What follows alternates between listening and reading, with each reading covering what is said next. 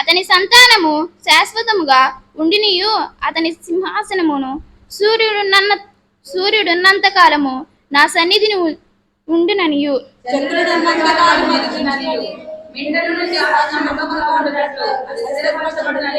చివరి వచనం అందరూ కలిసి చదువుకున్నాను. నా పరిశుద్ధతతో నేను ప్రమాణం చేసేది, దావీదుతో నేను అబద్ధం ఆడను.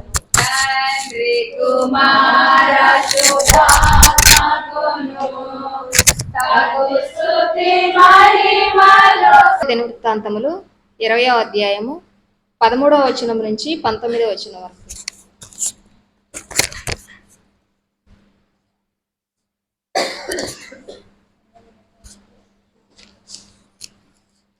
యూదా వారందరూ తమ శిశువులతోనూ భార్యలతోనూ పిల్లలతోనూ యెహోవా సన్నిధిని నిలువబడిరి. అప్పుడు మతన్యాకు పుట్టిన యెహూయేలు కుమారుడైన బెనాయాకు జననమైన జకర్యా కుమారుడును ఆసాపు సంతతివాడును లేవీయుడునగు యహజీయేలు సమాజములో ఉండెను.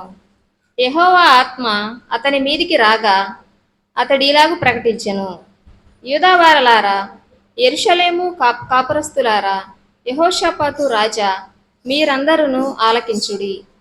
యెహోవా సెలవిచ్చినదేమనగా, ఈ గొప్ప జనసైన్యమునకు మీరు భయపడకుడి, జడియకుడి. ఈ యుద్ధము మీరు కాదు, దేవుడే జరిగించును. రేపు వారి మీదికి పోవుడి. వారు జీజు అను ఎక్కుడు మార్గమున వచ్చెదరు. మీరు యెరూయేలు అరణ్యము ముందరనున్న వాగు కొన దగ్గర వారిని కనుగొందురు. ఈ యుద్ధములో మీరు పోట్లాడవలసిన నిమిత్తము లేదు.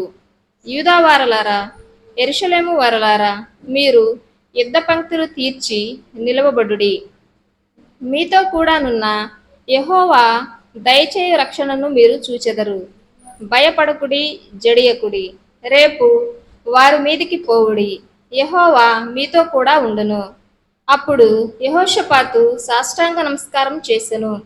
యూదా వారును యెరూషలేము కాపురస్తులను యెహోవా సన్నిధిని సాగిలపడి నమస్కరించిరి. కహాతీయుల సంతతి వారును కొరాహీయుల సంతతి వారునగు లేవీయులు నిలువబడి గొప్ప శబ్దముతో ఇశ్రాయేలుల దేవుడైన యెహోవాను స్తుతించిరి. ఏర్పాటు చేయబడిన 2వ పాఠముగా అపోస్తుల కార్యాలు 18వ అధ్యాయము 24 నుంచి 28 వరకు. అపోస్తుల కార్యములు 18వ అధ్యాయము 24 నుంచి 28 వరకు. అలెగ్జాంద్రియ వాడునైన అపోల్లోయు అను ఒక యూదుడును ఎఫెసునకు వచ్చెను. అతడు విద్వాంసుడును లేఖనముల యందు ప్రవీణుడై ఉండెను. అతడు ప్రభు మార్గ విషయమై ఉపదేశము పొంది తన ఆత్మయందు తీవ్రపడి యెహోవా బాప్తీసం మాత్రమే తెలుసుకున్నవాడై యేసును గూర్చిన సంగతులను వివరముగా చెప్పి బోధించుచు సమాజ మందిరములో ధైర్యముగా మాట్లాడనారంభించెను. ప్రిస్కిల్లా అకులయు విని అతను చేర్చుకొని దేవుని మార్గము మరీ పూర్తిగా అతన్ని విషదపరిచిరి. తరువాత అతడు అకాయకు పోదల్చినప్పుడు అతను చేర్చుకొని వల్లని సహోదరులు ప్రోత్సహింపరచు అక్కడ శిష్యులను వ్రాసిరి. అతడక్కడకు వచ్చి కృపచేత విశ్వసించిన వారికి చాలా సహాయం చేసెను. యేసుక్రీస్తు అను అది లేఖనముల ద్వారా అతడు దృష్టాంతపరిచి యూదుల వాదనను బహిరంగముగాను గట్టిగాను ఖండించుతూ వచ్చెను. ఈ వాక్యం ఎంతటితో సరి.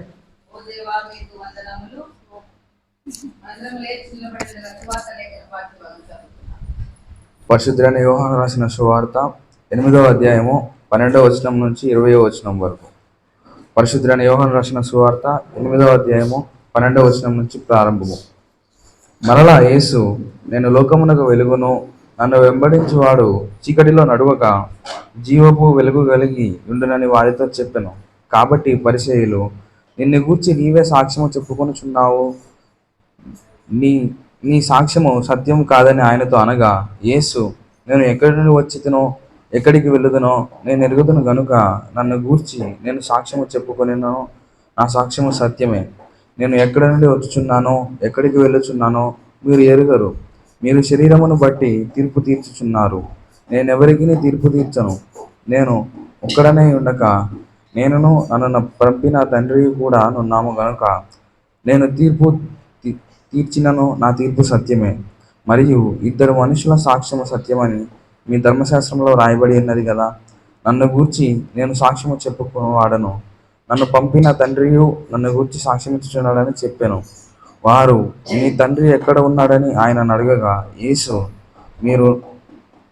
మీరు నన్నైనను నా తండ్రినైనను ఎరుగరు. నన్ను ఎరిగి ఉండిరా నా తండ్రిని కూడా ఎరిగి ఉండురని వారితో చెప్పాను.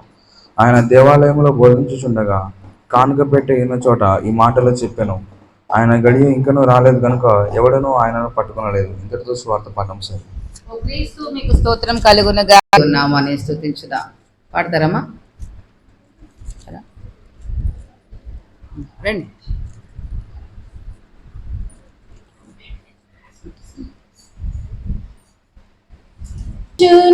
దైవమే ప్రతి స్థలమున జతే చేరిన ప్రియమైన నా హితుడవే.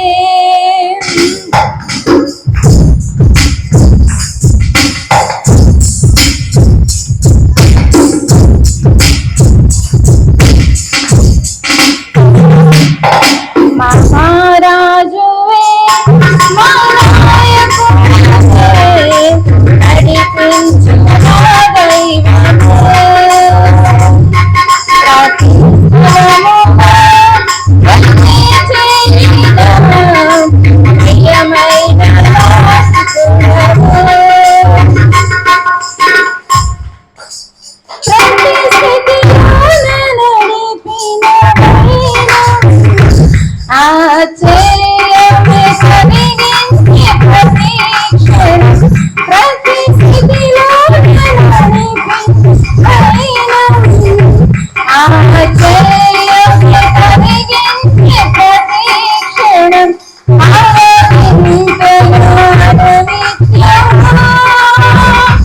నేను కొనియాడెదను నిరతము.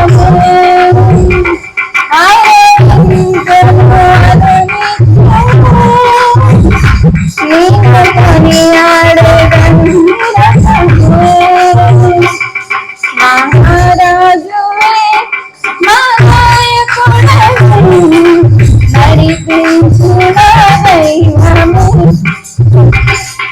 ప్రతి స్థలమున జతే చేరిన ప్రియమైన నా హితుడవే.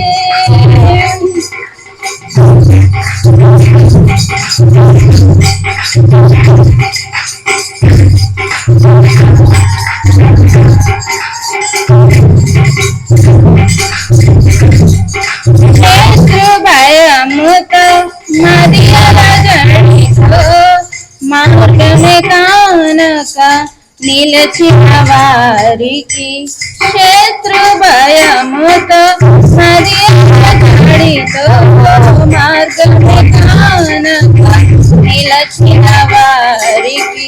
చెదరిన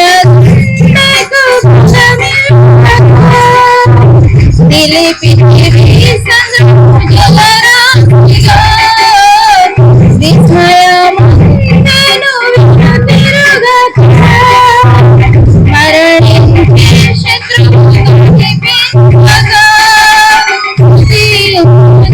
సాగే నా పయనము చేర్చితివి క్షేమముగా ఆగమ్యము. సాగే నా పయనము చేర్చితివి క్షేమముగా ఆగమ్యము. ఆరాధించెను అనునిత్యము నీకు కొనియాడెదను నిరతము.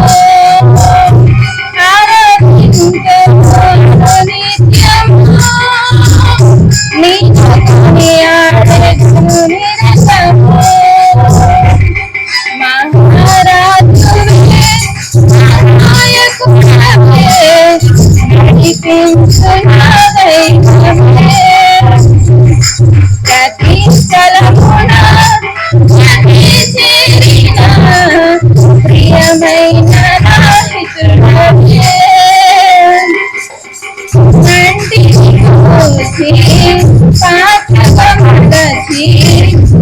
పోలికనిచ్చి మహిమ గతించి మట్టిని పూచి పాత్రగా మలచి నీ పోలికనిచ్చి మహిమ గతించి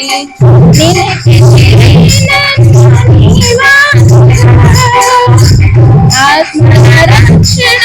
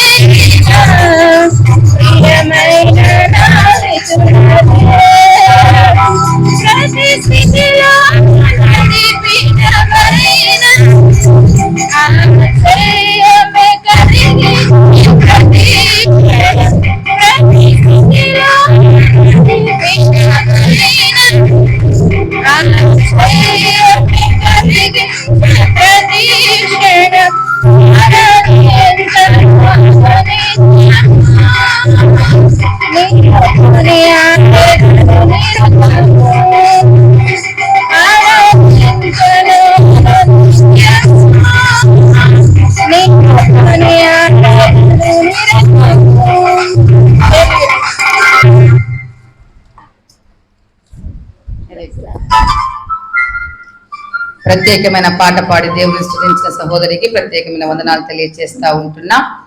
ప్రార్థన చేసుకొని ఇక ఆలస్యం చేయకుండా పరిశుద్ధాత్మ దేవుడు మన కొరకు దాచించినటువంటి అంతే కూడా దేవుని కృపలో మనందరము కూడా వాక్యం ద్వారా బలపరచబడడానికి పరిశుద్ధాత్మ దేవుడు మనతో మాట్లాడినటువంటి ఆ జీవపు వాక్కుల కొరకే మన హృదయాలు సిద్ధపరచుకుందాం, ప్రార్థన చేసుకుందాం. మనం ఏమై ఉన్నామో కేవలం దేవుని కృప మాత్రమే. దేవుడు మనకిచ్చినటువంటి స్థితిని బట్టి దేవునికి స్తోత్రాలు చెల్లిస్తూ, అయ్యా నీ కృపను బట్టి వందనాలు ప్రభువా. గడిచిన వారం అంతయు గడిచిన నెలంతయు నీ కృపలో నన్ను నా కుటుంబాన్ని మీరు జ్ఞాపకం చేసుకున్నందుకు నీకు వందనాలయ్యా. నీవు చేసిన మేళ్లు బట్టి ఉపకారాలను బట్టి నేను నీ సన్నిధిలోనికి వచ్చాను, నిన్ను ఆత్మతో సత్యముతో ఆరాధించడానికి అని దేవునికి స్తోత్రాలు చెల్లిద్దాం. మన హృదయాన్ని దేవుని యొక్క మన హృదయంలోకి దేవుని వాక్యము వెళ్ళులాగా మన హృదయాలు సిద్ధపరచుకుందాం.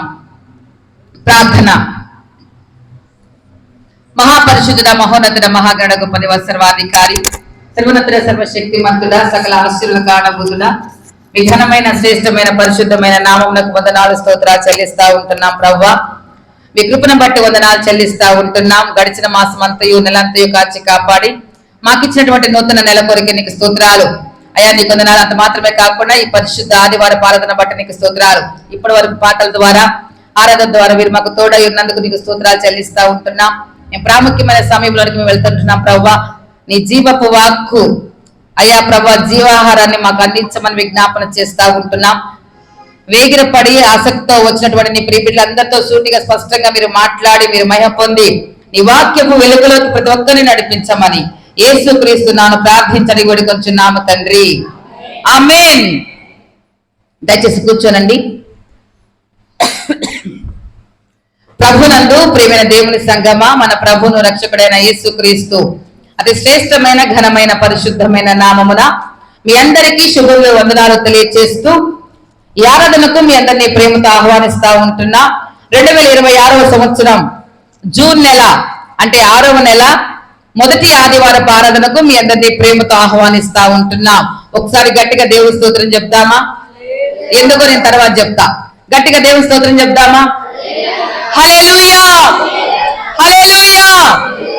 భయంకరమైనటువంటి ఎండల నుంచి దేవుడు ఫిబ్రవరితో ప్రారంభమైనటువంటి ఎండాకాలం సమ్మర్, ఫిబ్రవరి, మార్చ్, ఏప్రిల్, మే ఈ నెలలన్నీ కూడా దేవుడు తన కృపలో తన దక్షిణ హస్తం చేత దేవుని వాక్యం సెలవిస్తా ఉంది. నా దక్షిణ హస్తం చేత నేను మిమ్మల్ని ఆదుకొందును అని. ఆ దక్షిణ హస్తం చేత మనల్ని కాచి కాపాడి చల్లని వాతావరణంలోనికి నడిపించేటువంటి పరిశుద్ధాత్మ దేవునికి మహిమ కలుగును గాక. మన యొక్క స్థితి కాదు, మన యోగ్యత కాదు, మన జ్ఞానం కాదు, మన బుద్ధి కాదు. మనము ఇలా ఉన్నామంటే కేవలం దేవుని కృప. ప్రభునందు ప్రియమైన వారులారా, దయచేసి జ్ఞాపకం చేసుకొని 6వ నెల మొదటి ఆదివారపు ఆరాధనకు మీ అందరినీ ప్రేమతో ఆహ్వానిస్తూ ఈ దినమునకు ఏర్పాటు చేయబడినటువంటి లేఖన పాఠ్యభాగాలు ఉన్నటువంటి ఆంతర్యాన్ని, మర్మాన్ని, అలాగే మనల్ని బలపరిచేటువంటి వాక్యాన్ని మనము జ్ఞాపకం చేసుకుందాం. ఈ దినము ప్రత్యేకముగా ప్రతి జూన్ నెల మొదటి ఆదివారం కూడా మనము దేనిని జ్ఞాపకం చేసుకుంటాము అంటే, జూన్ నెల రాగానే మనకు ఒక ప్రత్యేకమైనటువంటి సందడి ఉంటది. ఏంటది? ఎవరి సందడి? ఎస్, విద్యార్థుల యొక్క సందడి. పిల్లలందరూ కూడా స్కూల్కి వెళ్ళడానికి సిద్ధపడుతూ ఉంటారు. కాబట్టి ఈ యొక్క ఆదివారమున విద్యార్థుల సండేగా, విద్యార్థుల ఆదివారంగా జ్ఞాపకం చేసుకొని మనకి వాక్యము ఇవ్వబడినది. మనకిచ్చినటువంటి అంశము చర్చ్ ఆఫ్ సౌత్ ఇండియా, దక్షిణీయ సంఘం వారు మనకిచ్చినటువంటి అంశాన్ని మనము జ్ఞాపకం చేసుకున్నట్లయితే, పెంతెకోస్తు తర్వాత 2వ ఆదివారము విద్యార్థుల ఆదివారము అత్యున్నత ప్రభావశీలి అయిన యేసు, అత్యున్నత ప్రభావశీలి అయినటువంటి యేసు అనే అంశాన్ని మనము జ్ఞాపకం చేసుకుంటాం. ప్రభునందు ప్రియమైన వల్ల దయచేసి గమనించండి. ఇక్కడ ప్రభావశీలి అంటే మనము వాక్యాన్ని అర్థం చేసుకోవడానికి ప్రయత్నం చేయాలి. ఏంటి ఆ ప్రభావము? ఒక వ్యక్తి తన మాటల ద్వారా, తన క్రియల ద్వారా, తన యొక్క వ్యక్తిత్వము ద్వారా కొందరి మనుషుల్ని వారి వైపు త్రిప్పుకునేటువంటి విధానము ఏమంటారంటే ప్రభావము అంటారు. దయచేసి గమనించండి, ఈ కాలములో విద్యార్థులందరూ కూడా స్కూల్కి వెళ్ళడానికి సిద్ధపడుతూ ఉంటారు. నూతన విద్యా సంవత్సరాన్ని ప్రారంభిస్తూ ఉంటారు. ఈ సంవత్సరాన్ని ప్రారంభించేటువంటి ఈ కాలంలో విద్యార్థులు వస్తారేమో, లెసన్ చదువుతారని ఎదురు చూసినా సరే, ఆశగల ప్రాణం దేవుడు తృప్తిపరిచే దేవుడు. చదివినటువంటి వారిలో ఖచ్చితంగా మరి ప్రసన్న ఆయన జంగం ప్రసన్న కుమార్తె వాక్యం చదివింది. దేవుడు నిన్ను దీవించిన గాక. ప్రభునందు ప్రేమ అనగానే చదువుతావు అమ్మగానే వెంటనే నేను చదువుతాననేసి ఆ ఆన్సర్ చెప్పింది, సమాధానం వెనకడుగు వేయకుండా. ప్రభునందు ప్రియమైన వాళ్ళరా, ఈ యొక్క విద్యార్థుల ఆదివారం రోజు స్కూల్లో జాయిన్ చేసుకోవడానికి చాలా మంది ప్రయాసపడుతూ ఉంటారు. ఆ ప్రయాసపడేటువంటి ఆ క్రమంలో స్కూల్లో వాళ్ళు ఏం చేస్తారంటే పెద్ద పెద్ద పాంప్లెట్స్ వేసి మా స్కూల్లో రిజల్ట్ ఎంత వచ్చింది, ఇన్ని మార్కులు వచ్చాయి, ఇలా అని వారు ప్రాచుర్యం చేసుకుంటూ ఉంటారు. కొన్ని చూపించి వాళ్ళు ఏం చేస్తారంటే ప్రభావితం చేయాలని చూపిస్తూ ఉంటారు. మ్యాథ్స్ లో ఇన్ని వచ్చాయి, 100 మందికి ఎంతమందికి 100 మార్కులు వచ్చాయి అని చెప్తూ ఉంటారు. అలాగే సమాజంలో ఉన్నటువంటి మనుషులు, నాయకులు, ఇంకా అనేక రకాలైనటువంటి వారు ఏం చేస్తారు అంటే వారి వైపు త్రిప్పుకోవడానికి బిడ్డలందరినీ కూడా విద్యార్థుల్ని వారి వైపు త్రిప్పుకోవడానికి ప్రయత్నం చేస్తూ ఉంటారు. ఇంకా మనకి అర్థమయ్యేలా చెప్పాలంటే మనం ఏమనుకుంటామంటే, ఇదిగో నా బిడ్డ ఇంత జ్ఞానంతో ఉన్నాడు, ఫలానా వాళ్ళ మేనమామ పోలిక లేకపోతే వాళ్ళ ప్రభావం ఈ మీద ఉంది, ఆ లక్షణాలే ఉన్నాయి, అంత జ్ఞానంతో నిండి ఉండని చెప్తూ ఉంటాం. వీటన్నిటిని పక్కన పెడితే ప్రభునందు ప్రియమైన గమనించండి, మన ప్రభావశీలి ఎవరు అంటే ఈ రోజు మనకి ఇచ్చినటువంటి లేఖన పాఠ్య భాగాల ద్వారా అత్యున్నత ప్రభావశీలి అయినటువంటి యేసు. మనము ఎవరిని సుప్రీం ఇన్ఫ్లుయెన్సర్ గా, ప్రభావశీలిగా ఎవరిని మనము ఉంచుకొని ముందుకు కొనసాగాలి అంటే ప్రభువైనటువంటి యేసుక్రీస్తు ప్రభువారిని మన ప్రభావశీలిగా మనము ముందు పెట్టుకోవాలి. ఈ లోకంలో ఎవరిని పెట్టుకున్నా వారు తాత్కాలికముగా ఉండేటువంటి వారే. కొన్ని సందర్భాల్లో వారి లక్షణాలు ఏమి కూడా మనకి పని చేయవు. మన బిడ్డలు ఈ నూతన విద్యా సంవత్సరంలో స్కూల్స్ కి వెళ్ళబోయే ముందు మనము వారిని ఏ రీతిగా సిద్ధపరచాలి అంటే మనము ప్రభావశీలైనటువంటి యేసుక్రీస్తు ప్రభు వారిని వారి ముందు పెట్టి మనము నడిపించాలి. ఆయన ఎన్ని విషయాల్లో మనకు మాదిరిగా ఉన్నారు అంటే దేవుని వాక్యం లూకా సువార్తలో మనం జ్ఞాపకం చేసుకున్నట్లయితే ఆయన బాలుడిగా ఉన్నప్పుడు జ్ఞానముతో నిండుకొని అన్ని విషయాల్లో, ఒకసారి ఆ లేఖన పాఠ్య భాగాన్ని ఒకసారి చదువుతుందా. లూకా సువార్త 2వ అధ్యాయంలో దేవుని వాక్యం ఉంటుంది చూడండి. ఆ బాలుడు ఎదిగి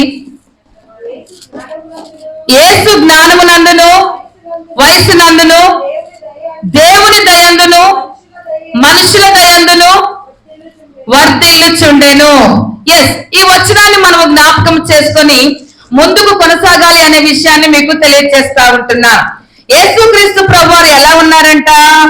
వయసు అందును జ్ఞానమందును దేవుని దయందును మనుషుల దయందును వర్ధిల్లుచుండెను. ఇందులో అన్ని కూడా ఇమిడి ఉన్నాయా లేదా? యేసు వయసు యందును జ్ఞానమందును దేవుని దయందును పెద్దల దయందును అంటే మనుషుల దయందును ఎదుగుతూ వర్ధిల్లుచుండెను. ప్రభునందు ప్రియమైన వాళ్ళరా, మన బిడ్డలు కూడా ఈ విద్యా సంవత్సరంలో వర్ధిల్లాలి అంటే, ముందుకు కొనసాగాలి అంటే వారి మీద ఎవరి ప్రభావం ఉండాలి అంటే దేవుని యొక్క ప్రభావం ఉండాలి. దేవునికి మహిమ కలుగునుగాక. దేవుని యేసుక్రీస్తు ప్రభువారు ఏ రీతిగా వెదుగుతూ ఉన్నారో ఆ ప్రభావాన్ని, ఆ యొక్క మాదిరిని మన బిడ్డలకు మనము చూపించాలి. ఎప్పుడైతే మనం వారిని చూపించి వారిని విద్యా సంవత్సరంలోనికి నడిపిస్తామో దేవుడు వారికి తోడయ్యుండి వారి పక్షముగా యుద్ధమాడి వారికి జయాన్ని అనుగ్రహిస్తాడు. దేవునికి మహిమ కలుగునుగాక. ఎందుకంటే ఈనాడు పరిస్థితులు ఎలా ఉన్నాయంటే యవ్వన బిడ్డలందరూ కూడా ఎవరిని తీసేయడానికి లేదు. క్రికెట్ పరంగా చూసినా, సినిమాల పరంగా చూసినా, సీరియస్ పరంగా చూసినా, కుటుంబ పరంగా చూసినా ఏం చేస్తున్నారు బిడ్డలంటే ఎవరినో ఒకరిని వారి యొక్క మాదిరికరంగా పెట్టుకుంటున్నారు. చూడండి, యవనస్తుల యొక్క ఫోన్లలో చూడండి, ప్రార్థనకు వస్తారు, వాక్యం వింటారు, పాటలు పాడతారు, అన్ని ప్రేయర్ మీటింగ్స్కి వెళ్తూ ఉంటారు.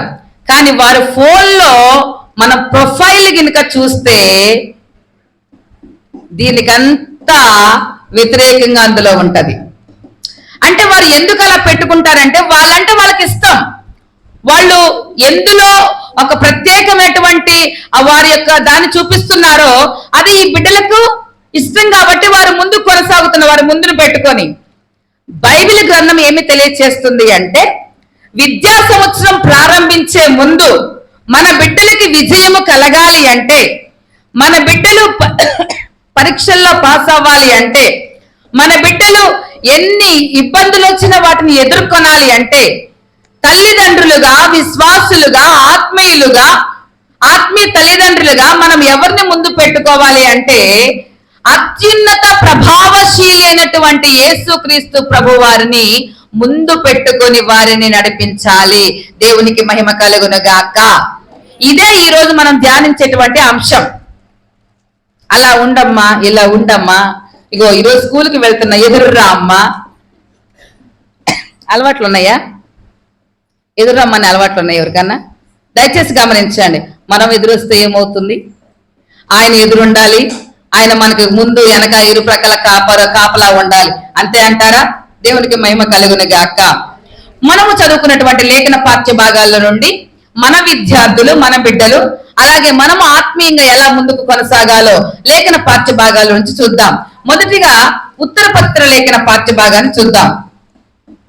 అమ్మ, నేను ఎక్కువగా వివరించను, మీ అందరికీ అర్థమయ్యేలాగా 2-3 వచనాలు చూపించి మాత్రమే నేను ముందుకు కొనసాగుతాననే విషయాన్ని మీకు తెలియచేస్తా ఉంటున్నాను.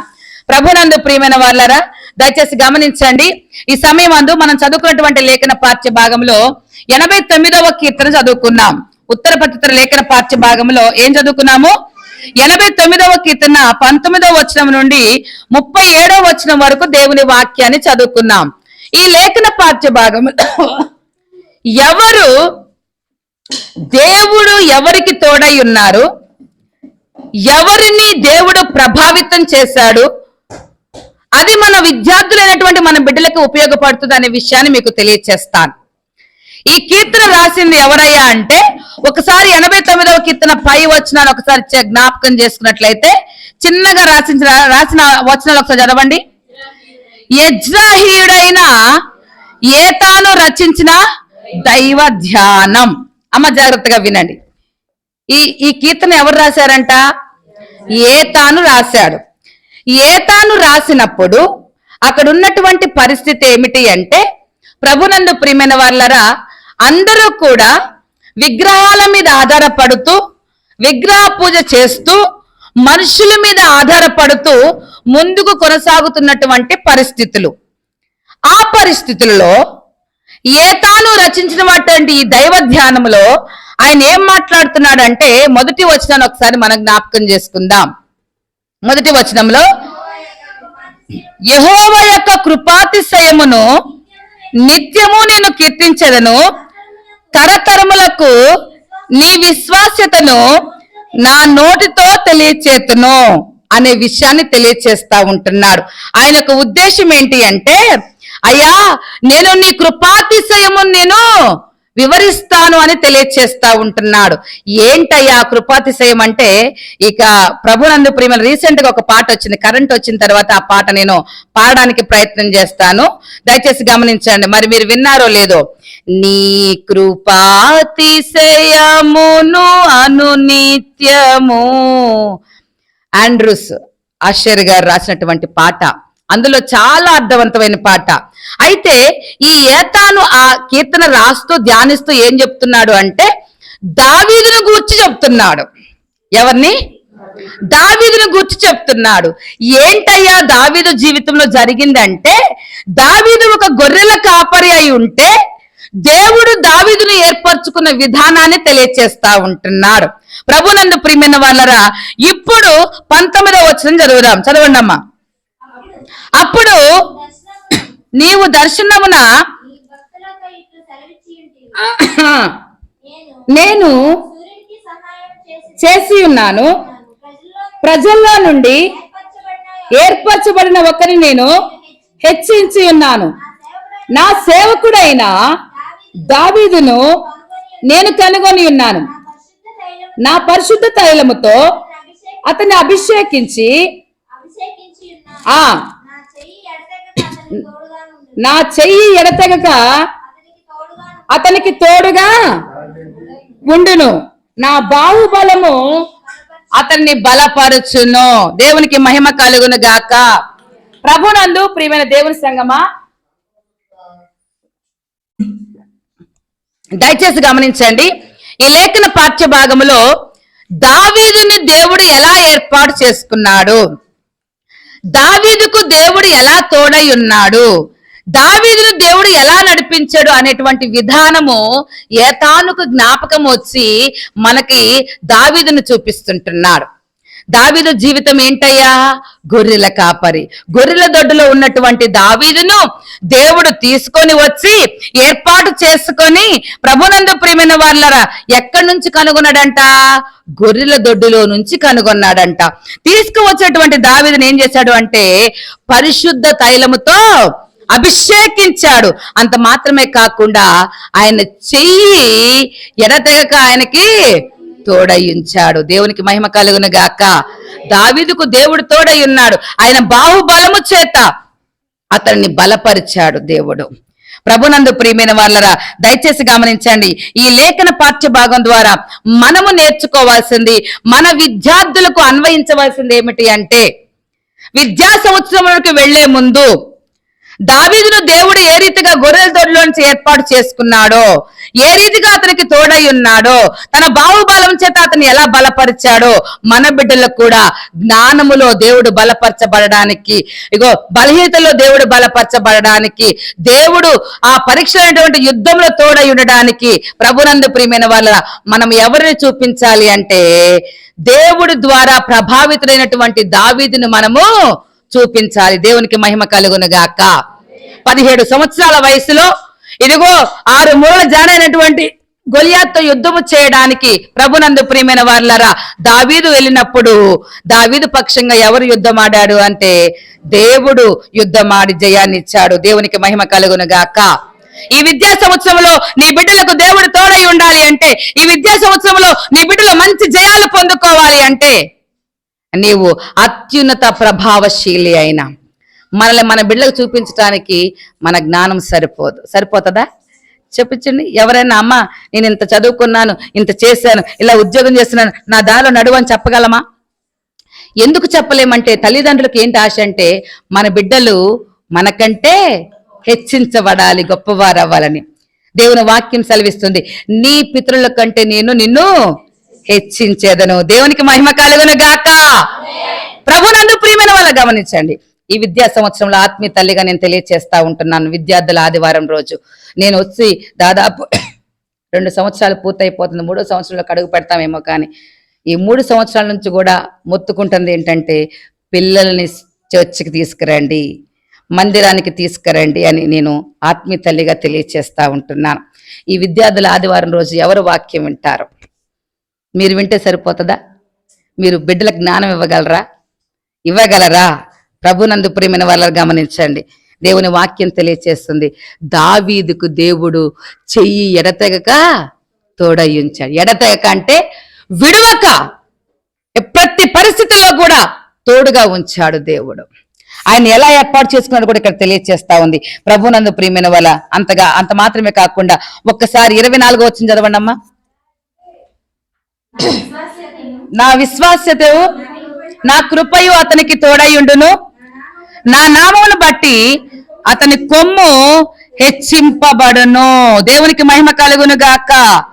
పైన మాట్లాడుతున్నమాట, అతని ఎదుట నిలవకుండా అతని విరోధులను నేను పడగొట్టెదను, అతని మీద పగబట్టు వారిని మొత్తెదను. అంటే దావీదు రాజు అయినప్పుడు దావీదుకు ఎదురైన ప్రతి ఒక్క యుద్ధములో కూడా దేవుడు ఏం చేశాడు అంటే ఆయన ఎదుటినటువంటి శత్రువులందరినీ కూడా పడగొట్టి మొత్తాడు అని దేవుని వాక్యం తెలియచేస్తుంది. మన బిడ్డల విషయంలో కూడా పరిశుద్ధాత్మ దేవుడు నువ్వు స్కూల్కి పంపించేటప్పుడు నువ్వు చేయవలసినటువంటిది ప్రార్థన చేసి దేవుని ముందు పెట్టి పంపిస్తే వారికి ఎలాంటి యుద్ధాలు ఎదురైనా, ఎలాంటి సబ్జెక్టులో ఎలాంటి బలహీనతలు ఉన్నా కూడా, ఎంత జ్ఞానం కొదువై ఉన్నా కూడా దేవుడు ఏం చేస్తాడంటే ఆ శత్రువులన్నిటిని కూడా పడగొట్టి వేస్తాడు.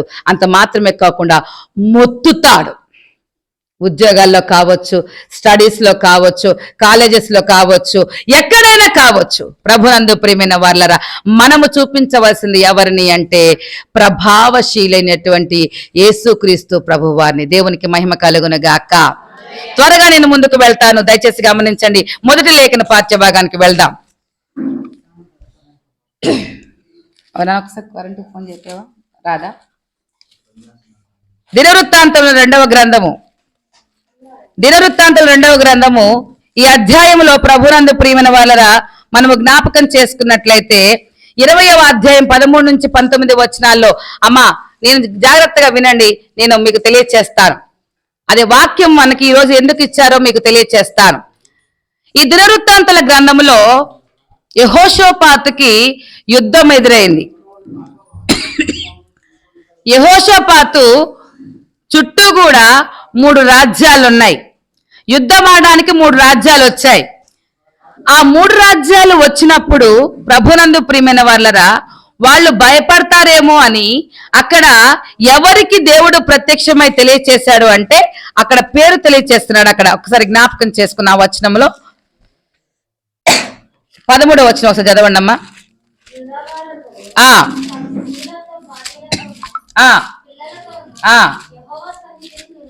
నిలబడిరి. ఎస్, బెనాయాకు ఆసోపు సంతతి వాడును లేవీయుడునగు యహాజీయేలు సమాజములో ఉండేను. అమ్మ జాగ్రత్తగా వినండి. యహాజీయేలు అనేటువంటి వ్యక్తికి యెహోవా ఆత్మ ప్రత్యక్షమై ఆ వ్యక్తి ద్వారా మాట్లాడుతున్నటువంటి మాటలు. ఏం మాటలు అంటే అప్పుడు చెప్తున్నాడు ఆయన. ఏమని చెప్తున్నాడు అంటే చదవండి అమ్మా ఇప్పుడు 15వ వచనం. యెహోవా ఆత్మ అతని మీదికి రాగా ప్రకటించెను, యూదావారలారా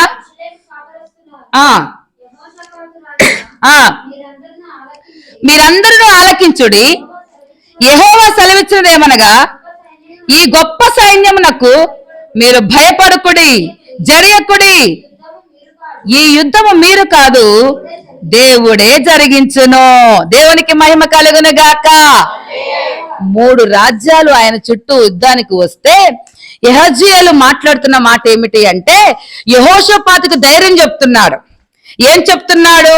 మీరు భయపడొద్దు, మీరు జడియొద్దు, మీరు కాదు యుద్ధం చేసేది, దేవుడే మీ పక్షంగా యుద్ధం చేస్తాడు. దేవునికి మహిమ కలుగును గాక. హల్లెలూయా అని చెప్పినప్పుడు యెహోషాపాతు చేసిన పని ఏమిటంటే ప్రభునందు ప్రియమైన వాళ్ళరా గమనించండి. 18వ వచనం చదవండి అమ్మా ఇప్పుడు. అప్పుడు యెహోషాపాతు సాష్టాంగ నమస్కారం చేసి యూదావారును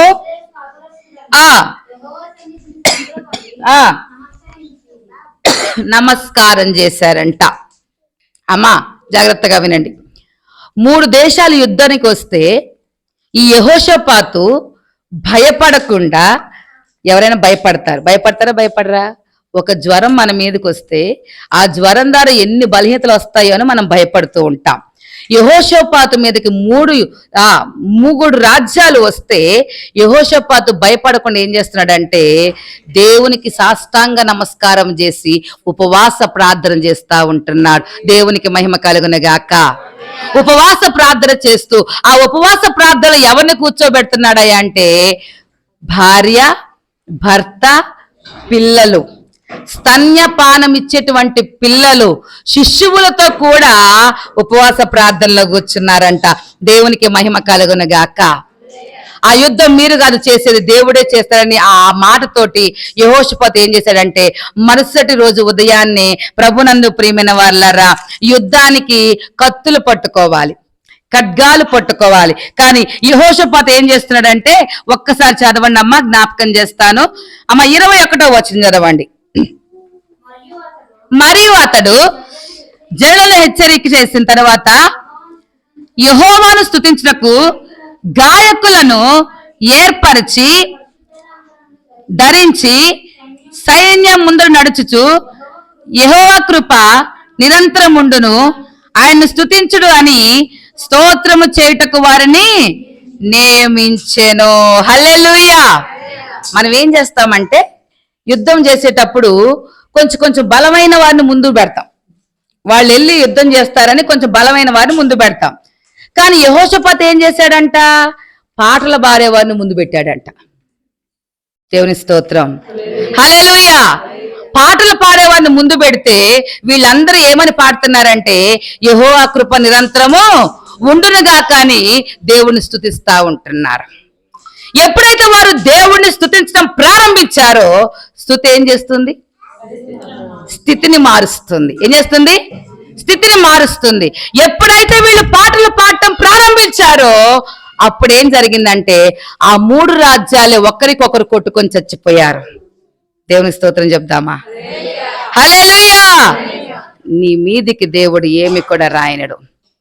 ఆయన మాట్లాడుతున్న మాట, ఒక భక్తుడు రాసినటువంటి పాట, నీ ఆజ్ఞ లేనిదే ఏదైనా జరుగునా, నీ కంచె దాటగా శత్రువుకు సాధ్యమా, నీ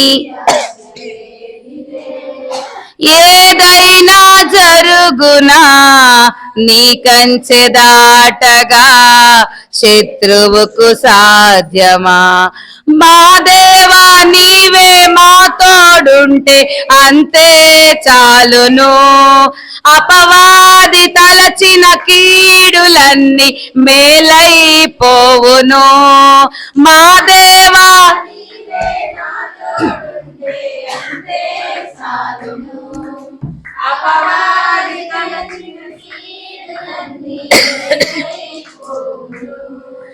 ఏమైనా చేయగలవు, కథ మొత్తం మార్చగలవు, నీ నామముకే మహిమంతా తెచ్చు, ఏమైనా చేయగలవు, కథ మొత్తం నీ నామముకే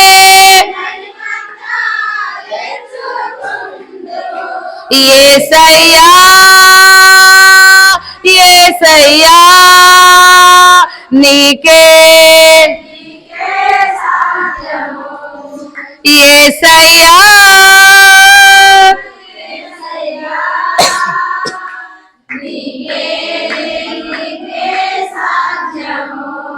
హల్లెలూయా.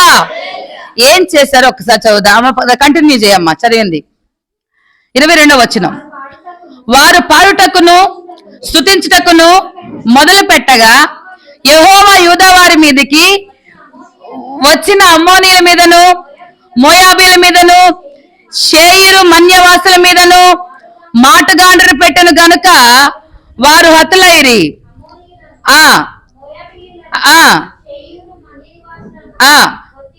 బొత్తిగా చంపి వారి మీద పడిరి. దేవునికి స్తోత్రం. హల్లెలూయా. ప్రభునందు ప్రియమైన వారు గమనించండి, వారు ఎప్పుడైతే పాడుతూ దేవుని స్తుతించారో అప్పుడే వారికి వారే కొట్టుకొని చనిపోయారంట, హతులయ్యారు, చంపబడ్డారు. ఎవరు? ఆ 3 దేశాల వారు. ప్రభునందు ప్రియమైన గమనించండి, ఈ యెహోషాపాతు మీద గాని, యెహోషాపాతు జనం మీద గాని, రాజ్యం మీద గాని వాళ్ళు అసలు ఖడ్గము కూడా పట్టుకునే పరిస్థితి రాలేదు.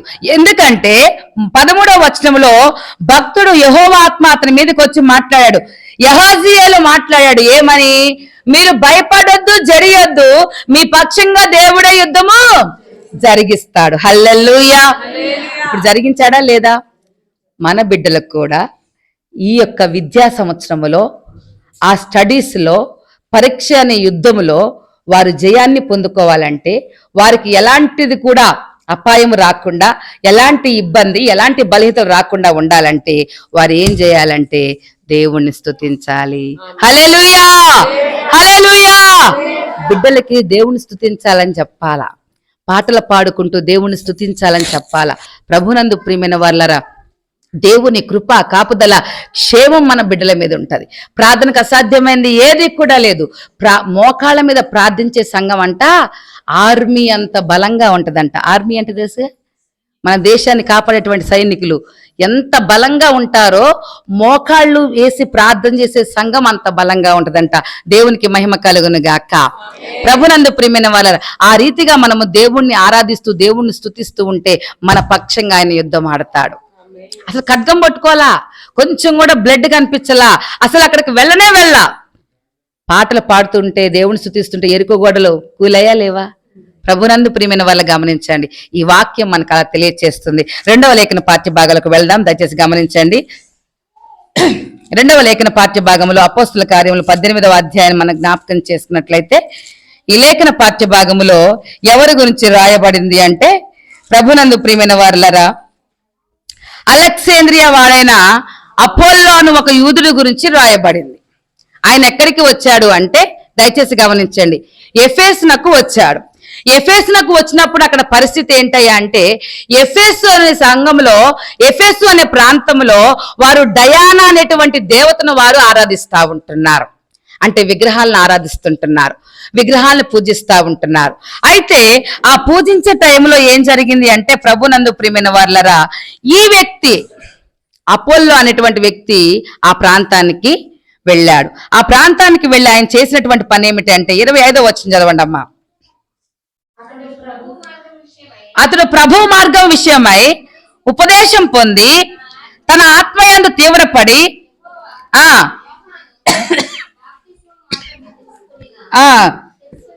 వాడై యేసును గూర్చిన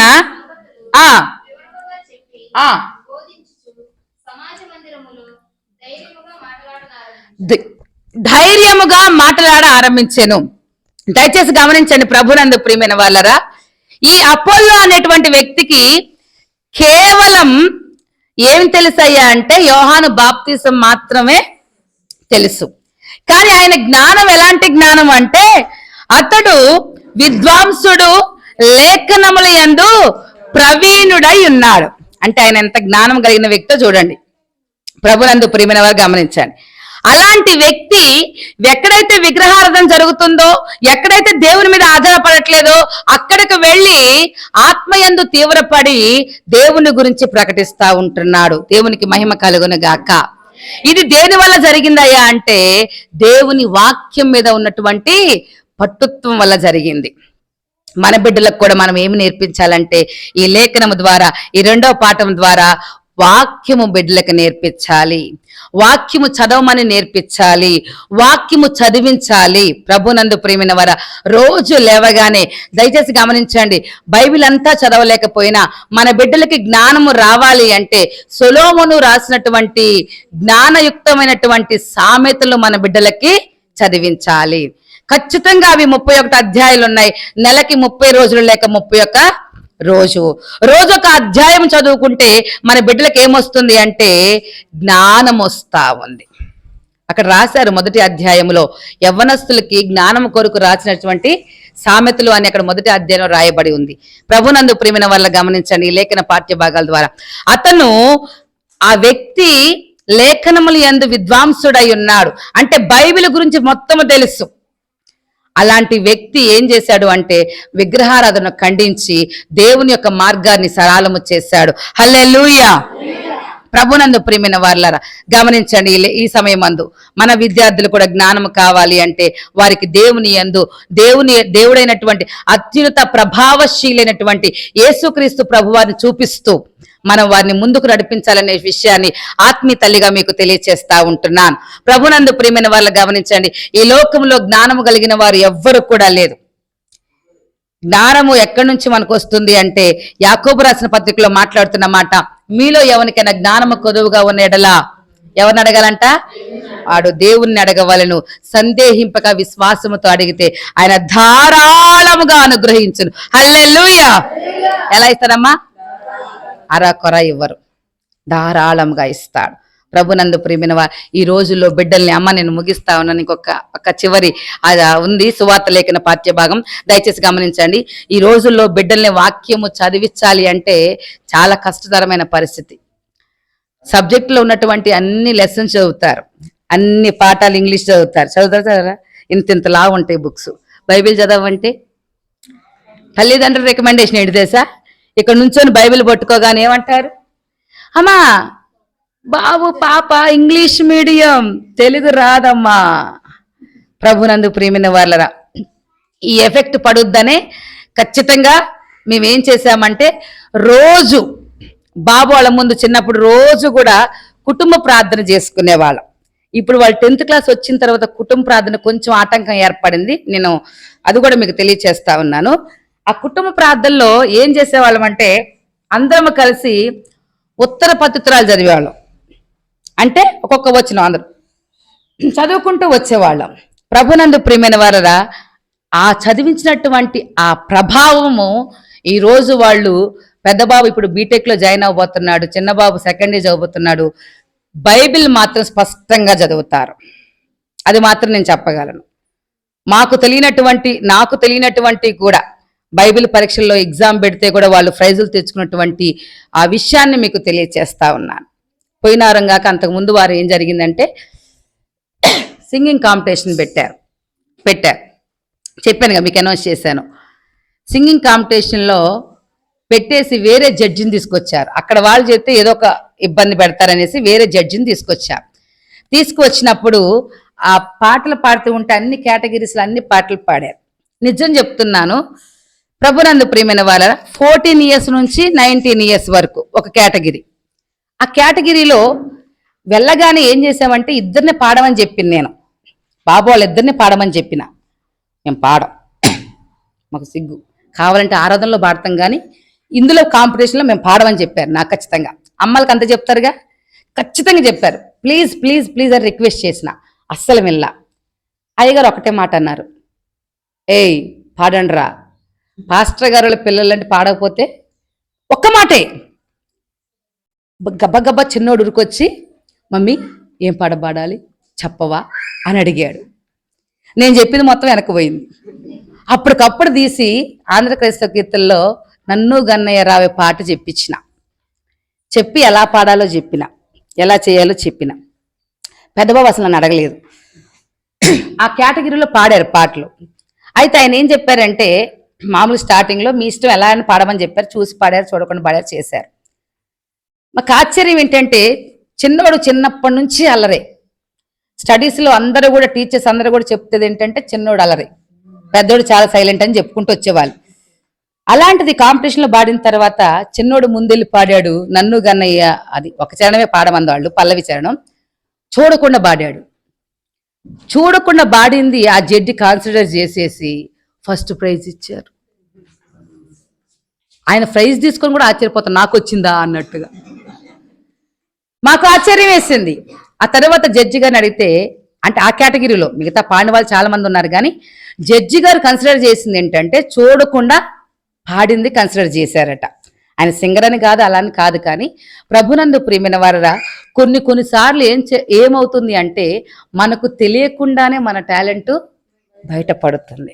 కొన్ని కార్యాలు జరుగుతూ ఉంటాయి. ఆశ్చర్యం వేసింది. పెద్దోడు పాడాడు, కానీ చిన్న బాబు ఏం చేశాడంటే ఎలా పాడాలి, ఏ పాట పాడాలి అని సిద్ధపడ్డాడు. అలాగే స్కూల్స్కి వెళ్ళే ముందు అమ్మ నేను వాళ్ళని గొప్ప చేయట్లా, వాళ్ళలో కూడా అల్లరి ఉంది. వాళ్ళకు కూడా చెప్పానుగా, నేను చెప్పినప్పుడు వినలే వాళ్ళు, వాళ్ళ డాడీ చెప్పగానే విన్నారు. కొన్ని పరిస్థితులు అట్టే ఉంటాయి. మంచి చెప్తే వినరు, కర్రతో కొట్టి తెపితే వింటూ ఉంటారు. అయితే నేను ఎందుకు అలా చేశానంటే మన బిడ్డల్ని స్కూల్కి పంపించేటప్పుడు తల్లిదండ్రిగా మనం చేయవలసిన పని మనము చేయాల. బాధ్యత నువ్వు ఎప్పుడైతే కన్నీటితో ప్రార్థన చేసి మోకరించి బిడ్డల్ని దీవించి జయంతో పంపిస్తావో వారికి ఆ సంవత్సరం మొత్తం కూడా జయమే వస్తా ఉంది. ప్రభునందు ప్రియమైన వాళ్ళ దయచేసి గమనించండి. అలా చూడగానే అమ్మ సహోదరి విజయమ్మ కనిపించారు. అంటే ఇలా చెప్తూ ఉంటే కొన్ని సంవత్సరాల ప్రయాస, కొన్ని సంవత్సరాల కన్నీరు, బిడ్డలకు జాబ్ రావాలి, ఉద్యోగం రావాలి, ఏంటి పరిస్థితి, ఇదిగో నా బిడ్డలు ఇలా ఉన్నారు అలా ఉన్నారని కన్నీటితో ఎదురు చూస్తుంది.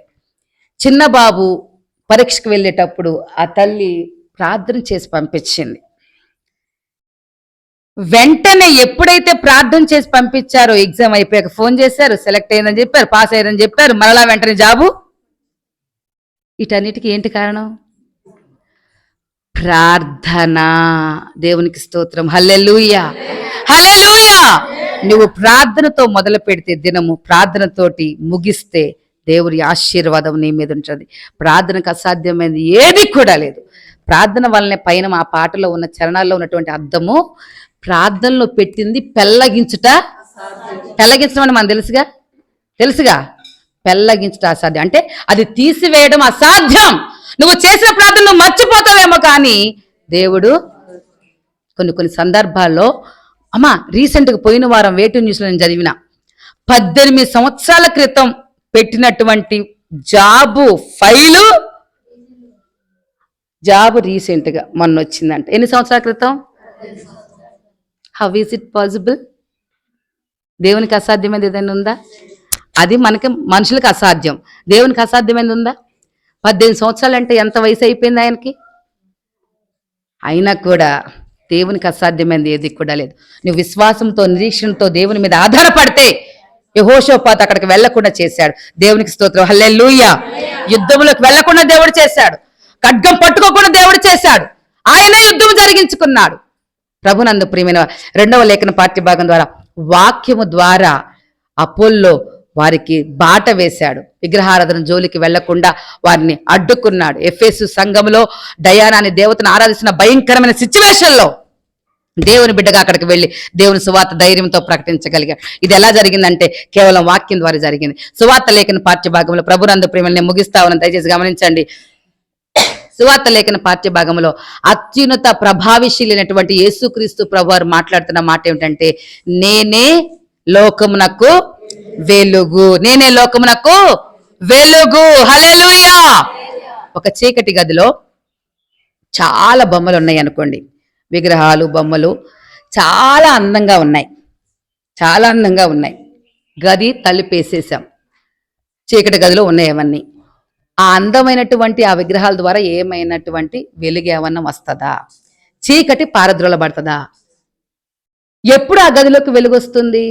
మనం తీసుకెళ్లి చిన్న దీపం పెడితే, లైట్ పెడితే ఆ గది అంతా కూడా. ఇప్పుడు ఆ చీకటిలో ప్రభావం ఎవరిది? దేవునికి స్తోత్రం. హల్లెలూయా.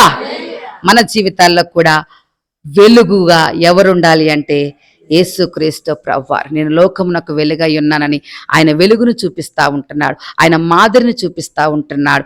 అందుకని ప్రభునందు ప్రియమైన వాళ్ళరా, ఈ విద్యార్థుల ఆదివారం మందు దయచేసి గమనించండి. ఇంకా వివరించవచ్చు కానీ కూర్చోలేకపోతున్నాం.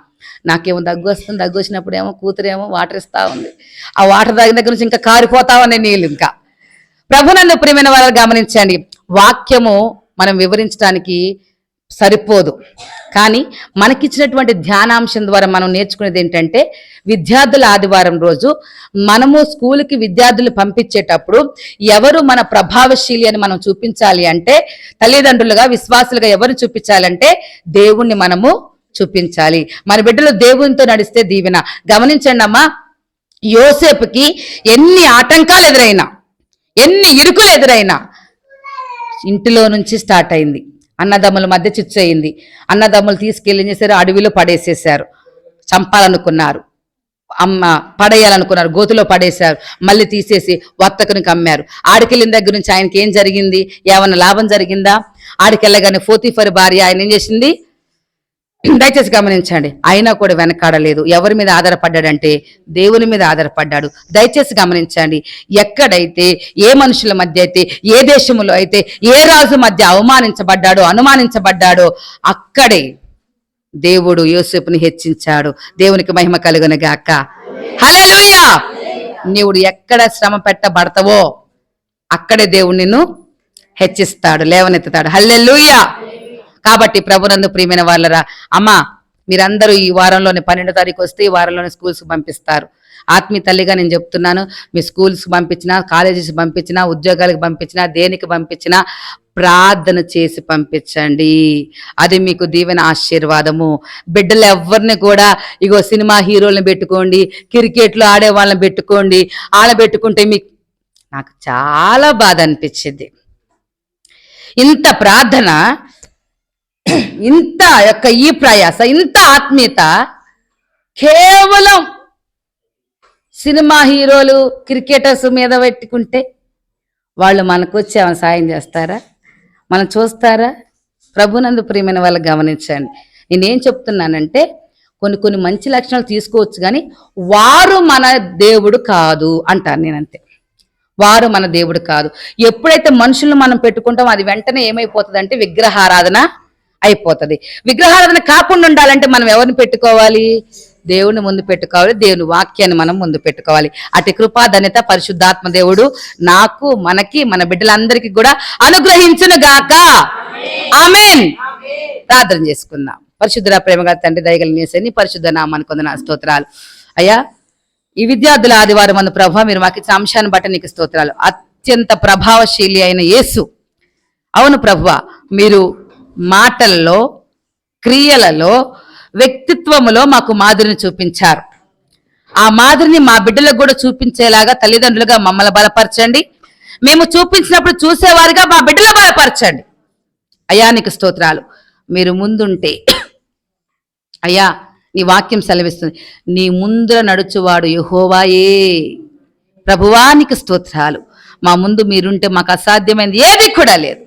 మా బిడ్డల ముందు మీరుంటే అయ్యా, వారు ఎక్కడైనా జయించగలరు, ఏ పరీక్షలైనా పాస్ అవ్వగలరు. తండ్రి సహాయం అనుగ్రహింపచేయమని విజ్ఞాపన చేస్తా ఉంటున్నాం. అయ్యా, మాకు యెహోషాపాతును చూపించారు, దావీదును చూపించారు, అపోల్లోను చూపించారు, అయ్యా మిమ్మల్ని చూపించారు. నీకు స్తోత్రాలు ప్రభువా. ఎన్ని జయాలో అసలు యెహోషాపాతు యుద్ధానికి కూడా వెళ్ళే పని లేకుండా చేశారు. అయ్యా, ఎవరికైతే ఈ వాక్యం అర్థమైందో నాయన, ఆ అర్థమైన వాక్యం ద్వారా వెంబడించి, నిన్ను వెంబడించి అయ్యా వారి బిడ్డలందరినీ నీ వైపు త్రిప్పబట్టుకు సహాయం అనుగ్రహించండి. తద్వారా బిడ్డల జీవితాల్లో, కుటుంబాల్లో గొప్ప జయాలు నీ నామంలో వారికి కలుగును గాక.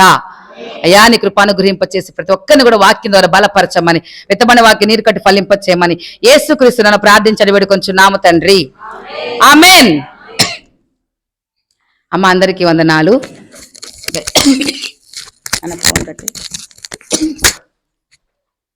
దయచేసి గమనించండి ప్రభునందు ప్రియమైన వాళ్ళారా. 10, 11, 12 అంటే బుధ, గురు,